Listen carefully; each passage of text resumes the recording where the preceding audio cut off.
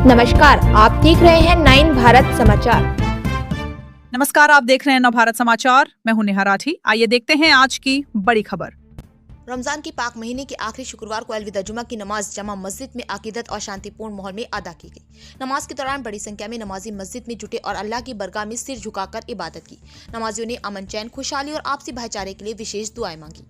दोपहर 12 बजे से मस्जिद मेरेसर और आसपास के क्षेत्रों में नमाजियों का आना शुरू हो गया था। नमाज से पहले इमाम गुलाम मुस्तफा नईमी ने रमजान के महत्व के रोजे की बरकत और इंसानियत के संदेश पर तकरीर करते हुए लोगों से आपसी सौहार्द बनाए रखने और जरूरतमंदों की मदद करने की अपील की। उन्होंने कहा कि रमजान का महीना सब्र, त्याग और इंसानियत का पैगाम देता है। अलविदा जुमा की नमाज के अवसर पर स्थानीय प्रशासन और पुलिस भी सतर्क नजर आई।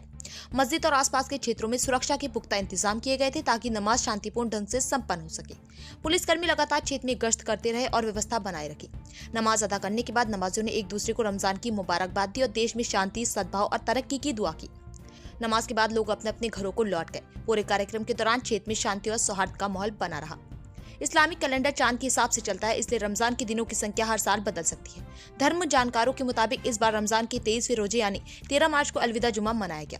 अगर रमजान 29 दिनों का रहता है तो 19 मार्च को शव्वाल का चांद दिखाई दे जाता है, तो 13 मार्च की रमजान की आखिरी शुक्रवार होगा। ऐसे में इसी दिन जमातुल विदा की नमाज अदा की गई।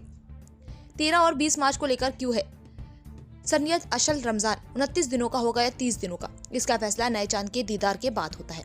अगर 19 मार्च की शाम को शव्वाल का चांद दिखाई दे जाता है तो अगले दिन ईद मनाई जाएगी और रमजान 29 दिनों में खत्म हो जाएगा। ऐसी स्थिति में 13 मार्च को ही रमजान का आखिरी जुमा मनाया जाएगा। लेकिन अगर उस दिन चांद नजर नहीं आता तो रमजान 30 दिनों का होगा। तब 20 मार्च 2026 को रमजान का आखिरी शुक्रवार पड़ेगा और उसी दिन अलविदा जुमा की नमाज अदा की जा सकती है। ये महीना 30 का अगर होता है तो आखिरी दिन जो पड़ेगा वो भी जुमे ही का पड़ेगा, और अगर 29 का हुआ तो जुमे का दिन ईद का हो जाएगा। इसलिए हमने अलविदा जुमा आज ही पढ़ा है, ताकि अगर ये महीना 29 का रह जाए तो अलविदा ना पढ़ने की किसी के दिल में कसक और मलाल ना रह जाए। और ईद की नमाज इंशाअल्लाह 29 का रमज़ान रहे या 30 का, हम ईद की नमाज इंशाअल्लाह ईद का मैदान में 8:30 बजे अदा करेंगे।